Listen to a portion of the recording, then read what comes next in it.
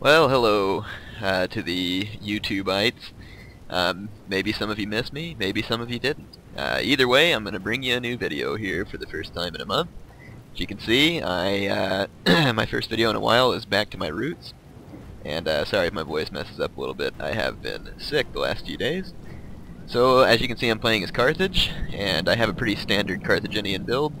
This is 10k. I have 4 units of Slingers, 6 Sacred Band, and infantry, that is, and 4 Sacred Band Cavalry.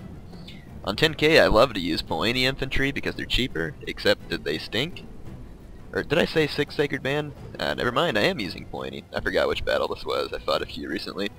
I have 4 Sacred Band Infantry and 2 Poeni Infantry guarding my flanks. So I've moved my Slingers up close, and I'm going to move even closer. And you'll notice that heavy rain is the weather setting, if the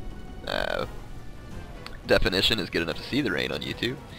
The reason I've put on heavy rain is because it addresses the imbalance between archers and slingers, which is a major disadvantage that Carthage faces, which really shouldn't be that way because in real life slingers outranged archers, so it should be the other way around. But in any case, when you turn on the rain, the archers suffer a detriment due to the slippery bowstrings, I take it, and it evens out the fight. And as my opponent is finding out the hard way, letting slingers get this close to you is a bad idea. He should have moved his archers behind his phalanx line, and because he didn't, I'm delivering a pretty fatal pounding to his men. Here you can see this unit of archers is just absolutely wiped out. If we move down to the other end of the battlefield over here, you can see that I'm working on these archers, who are down to 59. Anyway, let's take a look at my the entire army of my opponent, which is COTB, EPH, Warlord, Z, and a bunch of other stuff. Anyway, he's got a long name. He has brought a pretty smart Macedonian army, in my opinion. He has, I want to say it was 5 units of archers, unless I've routed one. He has 2 companion cavalry with excellent upgrades, gold, which in a 10k fight makes them very tough. And he's got 2 units of light lancers with minimal upgrades. I'm sure they're mainly for support and chasing down missile units. And then his phalanx line is extremely tough, which is 4 units of gold upgraded royal pikemen. And because my Sacred Band are not upgraded to that standard, his pikemen are superior to mine in a one-on-one fight. Now, one-on-one, there's kind of an argument amongst Rome Total War patrons about which one's actually better, Sacred Band with the same upgrades or Royal Pikes with the same upgrades. I have to say that I'm not sure. I've seen it go both ways, and so I'm not going to count on my men winning this fight head-on, especially with less upgrades. So, the missile duel lasted quite a while, and this was for a couple of reasons. Number one, my opponent doesn't need to be in any hurry to attack me, he knows that, and I need to kill as many of his archers as possible, if not all of them. This will keep my Sacred Band from being possibly shot in the back by missile fire whenever the phalanx fight commences. Which, let's get to that part, speaking of. Yada yada yada, here's some nice fast forward action. You can just imagine all the chipmunk type voices. Oh, let me explain the move I just made here. I consolidated all my slingers onto my right wing because his left wing archers were heavily depleted and no longer a significant threat, so I concentrated all my slingers on my right flank to work at his last unit of archers that has any significant numbers. And my opponent has begun to move some light lancers out to my flanks, either as a distraction or a possible attempt on my slingers, I don't know. Anyway, this skirmish phase goes on for a little bit longer, so we are going to fast forward it. Okay, now, like I said earlier, I really don't want to find out if my phalanx will just take his head on. So what I'm going to do now is start jockeying for battlefield position, and since this is the grassy flatlands, you are not going to gain any type of land favorable position due to the land. So what I'm going to do is try to get my opponent to make a bit of a maneuvering mistake.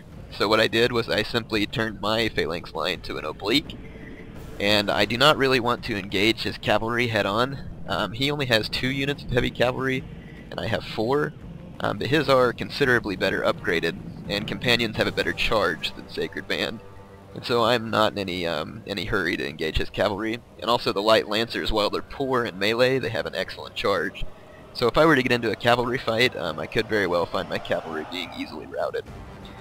And so in order to prevent that from happening, I'm going to keep my cavalry very close to my phalanx line, and I'm going to take advantage of my only real advantage, which is my infantry numerical superiority. Notice I said numerical, because quality-wise he has better infantry.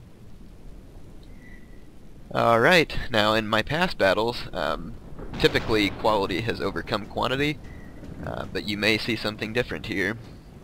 So now I'm going to advance my phalanx line. My opponent isn't really going to be fooled by my maneuvering, but something that he can't do much about is my flanking units. He could try to harass them with his cavalry, but if I make a quick turn, then he'll be in trouble. So as you can see, what I'm doing here is I'm moving my Poeni to the flanks, and he turns his royal pikes to face them, which is a pretty smart move in some respects, because my Poeni will get absolutely slaughtered by his royal pikes in this head-on fight. Only problem for his royal pikes is that my sacred band are trying to inch up, but for now he'll do good because they're kind of hung up on my Poeni. Let's take a close look. Here's the phalanx engagement. Let's see, he's lost 4 men, and my guys have lost 6 men. So as you can see, his men are probably just a little superior due to the upgrades. This unit of sacred band's getting cut up pretty good because they don't have very good position.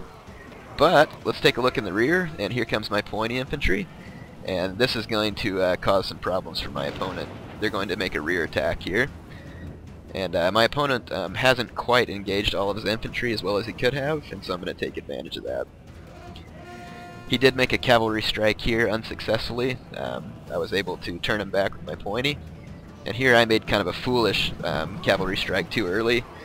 He just had way too many royal pikes and they're in thick ranks, so that was really a doomed assault. So you can see he's attempting to make some hammer and anvil, or I guess mostly just some hammer, on my Poeni Infantry, because sometimes if you hit Poeni hard they'll rout, because their morale just isn't as good as Sacred Band. And I did lose 1 unit of Poeni because they were fighting Sacred Band head on, but now his royal pikes are completely surrounded here, and they're going to be fighting a hopeless fight. And because I have excess units of infantry, I can easily turn to face his oncoming cavalry assaults. And he did the same over here, and again caused me some pretty costly damage to one of my units of Sacred Band. And what's funny is that I was afraid to engage my opponent's cavalry, and it looks like he was afraid to engage my cavalry, which actually worked out to my advantage. So here you can see some of his horse units kind of at a loss for what to do, because he really can't make hammer and anvil strikes because my cavalry can intercept him. And he can't really strike well from this side because my infantry is poised to fight back. Here I saw his companions sitting kind of isolated, so I drove home an attack. But my men don't have real great position, but we'll see how they do. One thing I did make sure to do is Alt and right-click another attack order so that my Sacred Band would get out their swords, and this gives them a bit of an advantage in melee. So I routed his light lancers that were there, and now my Sacred Band are working into his companions, which are routing also. So by waiting to engage my cavalry, I saved them, and my phalanx maneuvering and my couple of flanking Poeni units allowed me to gain an upper hand against infantry that was qualitatively superior to my own. So this is one of those instances where a numerical advantage actually played out. So if you have a numerical advantage, you have to press that advantage early, or else your opponent's superior quality troops will just rout you too quickly. But that's pretty much the end of this battle, so I'm going to go ahead and get to the results screen. Well, I was going to fast forward. Never mind, here we are. So I thought that was a fun battle. My opponent played well. I was just able to get better position and brought an appropriate army to accomplish what I needed to. So there you can see I had 1,026 kills, while my opponent, Warlord Z, had 650 kills. Good game to Warlord Z. Hope you enjoyed the video.